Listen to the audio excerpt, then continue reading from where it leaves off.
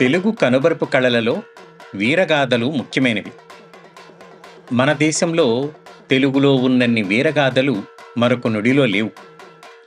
రకరకాల తెలుగు వీరగాథలలో అమ్మ కథలు బాగా పేరు గడించినవి. అమ్మవారి జాతరలలో సాగే అమ్మ కథల గానాన్ని జనం విరగబడి వింటూ ఉండేవారు ఒకప్పుడు. అప్పటి వలె కాకపోయినా ఇప్పటికీ అంతో ఇంతో జనాన్ని ఆకట్టుకుంటున్న కళ ఇది.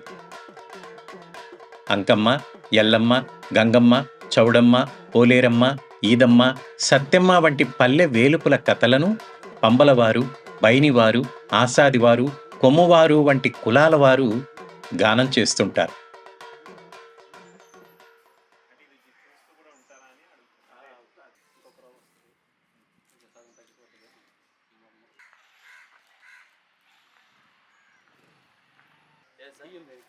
అమ్మ కథల గానాన్ని మొదలుపెట్టడానికి ముందు ఆ అమ్మ రూపంలో ఒక ముగ్గును వేసి ఆ ముగ్గుకు పూజలు చేసిన పిమ్మటనే కథను చెప్పడం సాగిస్తారు.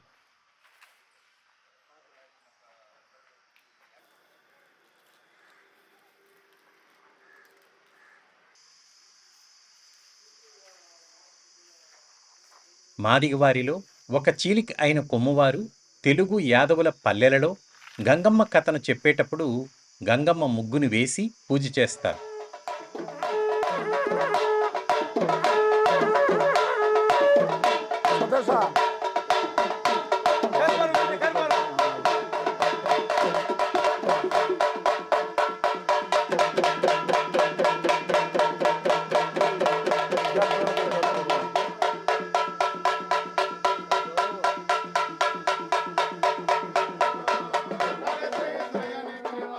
హలో నేరేడల్లో బిజవాడ దుర్గమ్మ నీకిని వాడే హలో నేరేడల్లో ఉత్తముడై తన్న ఉరుదన్న కొండ హలో నేరేడల్లో పట్టణ పేరేమి పల్లె పేరేమి హలో నేరేడల్లో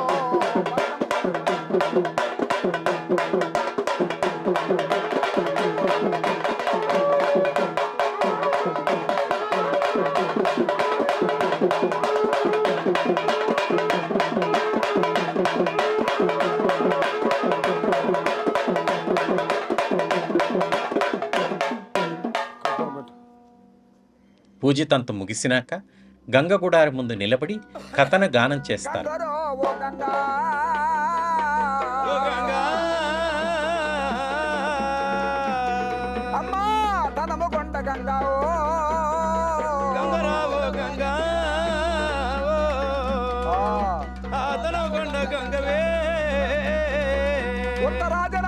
ఉత్తరాజన పుట్టినావా పుట్టివే మేనగిరిలోనా ఉత్తరాజన పుట్టినావా మేనగిరిలో. గంగగుడారు తయారును తెలుగు నెరవు ఇదివరకే చూపించి ఉంది మీకు. చూడని వారు ఉంటే కింద వివరణలో ఆ లంకెను పెట్టున్నాం చూడండి. అనగా యాదవ పురాణము కాటమరాజు కథ తనకొండ పట్టం ఏలేవాళ్ళు ఆవల ఒలురాజు ఆవల వల్లమ్మ. ఇక్కడ చూపించిన గంగ పూజను ఏడాది కిందట దాచినాం. ఈ పూజ తంతును జరిపి గుడార ముందు కథను చెప్పిన కొమ్ము కళాకారుడు పండ్లూరి సుబ్రహ్మణ్యం గారు. కథను చెప్పడంలో గొప్ప నేర్పరి అయిన సుబ్రహ్మణ్యం గారు ఇప్పుడు మన నడుమన లేరు.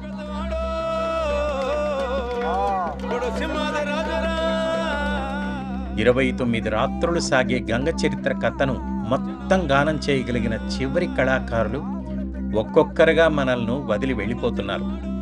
ఆవేదనతో ఆ వేదనతో ఈ కనుకలిని సుబ్రహ్మణ్యం గారికే అంకితం చేస్తున్నాం. అందరికన్నా పెద్దవాడు సింహాదిరాజు, అతనికి చిన్నవాడు ఆవుల పెద్దిరాజు, అతనికి చిన్నవాడు విరలోకరాజు, అతనికి చిన్నవాడు నవలోకరాజు, నలుగురు చిన్నవాడు నవ మన్మధుడు, పులుబందావల పోలు రాజు. 5 మంది కొడుకులు పుట్టారు. కొమరమ్మనే ఒక ఆడబిడ్డ పుట్టాది. ఆ, ఆ కొమరమ్మని ఆ, పసిప్రాయములో ఆహా, యలమంచి పట్టణములో ఆ. ఆ అమ్మని వివాహం చేశారు. ఎవరికి? కల్లందుల పోలినాయుడికి ఆ, ఆ అమ్మని వివాహం చేస్తే ఆహా, వీళ్ళ 5 మంది ఉన్నారు చూసినావా? ఆ, వీళ్ళ 5 మంది కూడా ఆ, అన్నదమ్ములు వివాహం చేసుకున్నారు. ఆహా, వివాహం చేసుకుంటే ఆ, ఏరా ఆ, వివాహం చేసుకున్న తర్వాత ఆ.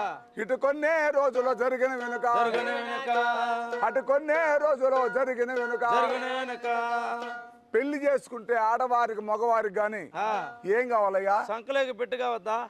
సంతానం కావాలి. అవును. ఆడవారికి గానా ఆ, పెళ్లి చేసుకుని 1 సంవత్సరమో 2 సంవత్సరాలు బిడ్డలు లేకపోతే ఆ, నా సౌతు గుడ్డు రాదమ్మా, ఆ, 10 లక్షలు 20 లక్షలు పెళ్లి చేస్తాము, ఆ. ఒక బిడ్డ పుట్ట బీరకాయ పుట్టలేదు అంటారు. పెద్దోళ్ళు. కాబట్టి ఆ, సంతానమే అన్నమాట ముఖ్యం ప్రతి ఒక్కరికి. నిజమే. 5 మంది తోడుకోడాళ్ళు, ఆ, వాళ్ళ పేర్లు ఏమంటే వాళ్ళ పేర్లు సింహాద్రి రాజు భార్య సింహాంత్ సీత, సింహాద్రి సీత, ఆ, పెద్దిరాజు భార్య వల్లముల పెద్దమ్మ, వల్లభుల పెద్దమ్మ, ఆ, విరణోక రాజు భార్య ఎరణగ సీత, నలనోక రాజు భార్య, నరణగ సీత. అందరికన్నా చిన్నవాడున్నాడే పోలు రాజు, ఆ, అతని భార్య ఆ, సిరిదేవి అన్నమాట. ఆహా, 5 మంది ఆ, స్వకాక్షేమాన వివాహమనగా పెళ్లి చేసుకున్నారు. అవును. పెళ్లి చేసుకుంటే ఆ, కొద్ది రోజుల తర్వాత ఆహా, వాళ్ళకి సంతానం లేదన్నమాట. ఆ, ఎప్పుడు సంతానం లేకపోయినదో ఆ, వీళ్ళ 5 మంది తోడుకోడున్నారు ఆడబిడ్డ కొమరమ్మ. ఆహా, ఆ కొమరమ్మ చూసింది, ఆ, ఏమిరా ఓ, మన అన్నలమ్ములకి ఆ, ఎవరికి సంతానం లేదని ఆ, బ్రాహ్మణుల కాడపోయి లగ్నం చూస్తే ఆ, మీ మందలో ఉన్నాడు బస్వదేవుడు. ఆహా, ఆ బస్వదేవుడు నోములుగా నోస్తే ఆ, సంతానం కలుగుతుందని ఆ, చెప్పారు పెద్దల బ్రాహ్మణులు. ఆహా, అదే ప్రకారముగా ఆ, 5 మంది తోడుకోడాళ్ళు ఆ, ఈ కొమరమ్మ ఆ, మొత్తం మంది బయలుదేరి ఆ, ఉన్నాడే మందలో ఆ, బస్వదేవుడు ఆ, అతని దేవస్థానం వద్దకు వచ్చారు. ఆహా, ఆ దేవస్థానం వచ్చి ఆ, తిరిగి పోయే తిగిలేట్లో స్నానము చేసి స్నానము చేసే, మళ్ళీ వచ్చే మధ్యలేట్లో స్నానము స్నానము చేసే, స్నానము చేసి ఆ, తడుకోక పిడికంట తండ్రి ఒక్క ప్రొద్దులతో ఆ. ఆ బస్వదేవుని కూర్చో మాత్రం తపస్సు